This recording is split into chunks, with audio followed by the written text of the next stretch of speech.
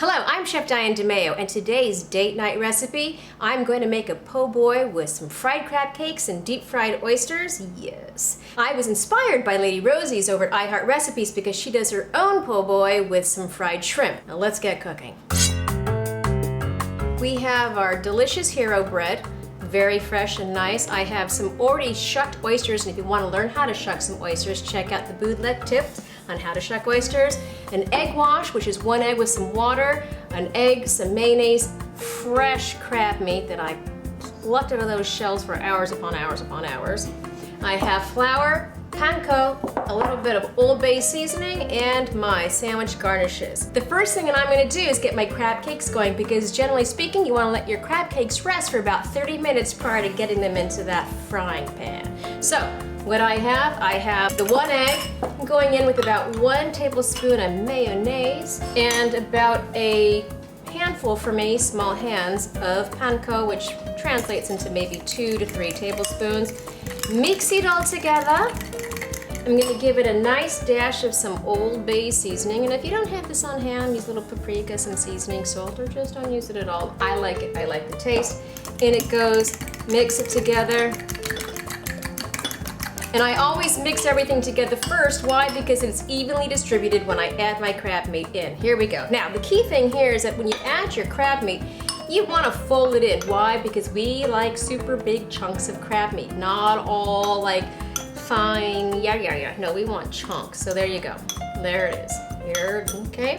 Fold it in, and a fold is just flipping it over. Look at that, nice and creamy. This is what's gonna bind my crab cakes together. And then I'm gonna roll them. My gloves. I just love putting these on. And I'm gonna take this into a nice little ball. And once I let it rest for about 30 minutes, these crab cakes will firm up and take a great shape. Oh, they already got a great shape. They will firm up and be easy to fry. So I'm going to go ahead and do all of them.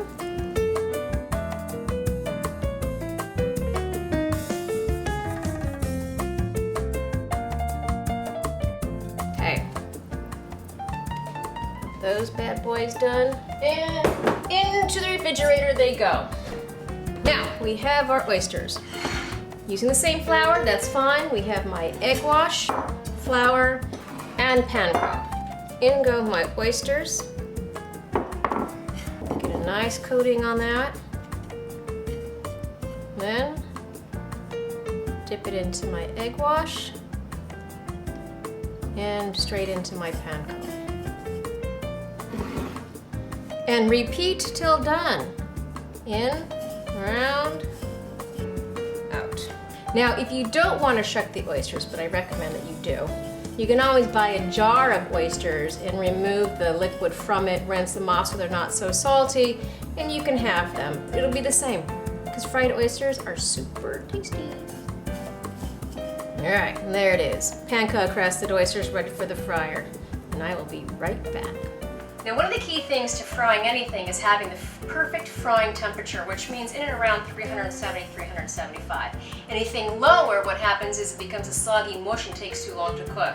Anything higher, the outside burns and the inside is not done. Now, if you don't have a thermometer, one of the best ways that I've learned, an old trick in Asian world, or for me anyways, is you take a wooden chopstick and you insert it into the oil. Now, if bubbles start to gather around it, as you see is happening, that means your oil is ready.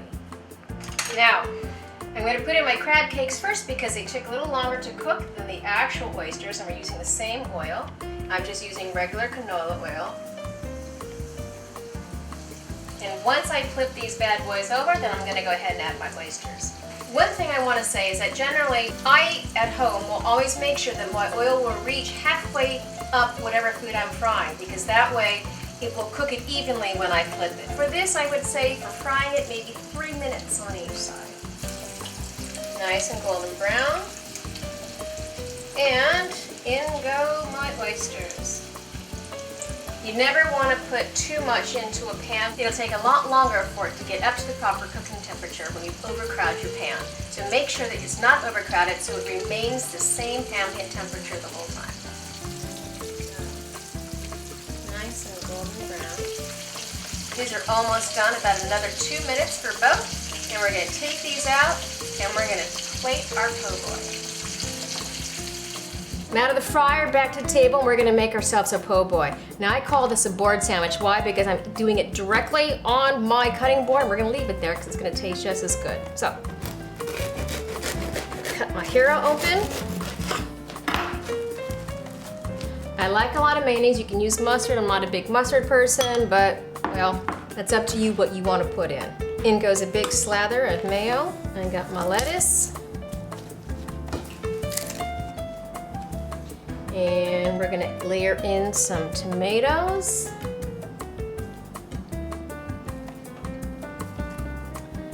Oh, yes. This is a sandwich. Okay, then we're gonna top it off with some delicious crispy oysters. Holy heckina! We're gonna top it off with a little bit of mayonnaise on here.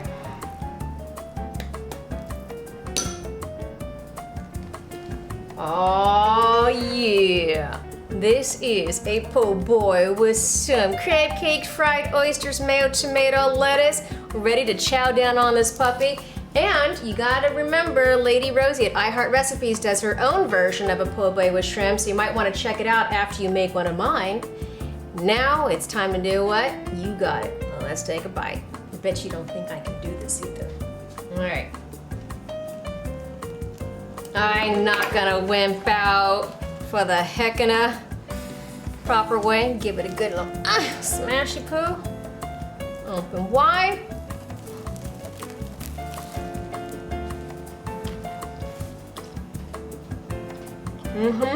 That is a bad mamma jamma sandwich. I'm sorry. One more bite of this delicious oyster. Okay. Panko extra crispy. Tomato, mayonnaise, lettuce with that hero, and that delicious crab cake. This sandwich was amazing, and I bet you're gonna think so also. And remember, you don't have to use the same mayonnaise that I did. You can go to Bootleg Tips and check out my flavored mayonnaise, sriracha mayo, and make any type of mayo that you want to. And I will see you next week with another super tasty date night dish. Thank you for watching, and I'll see you soon. Bye-bye.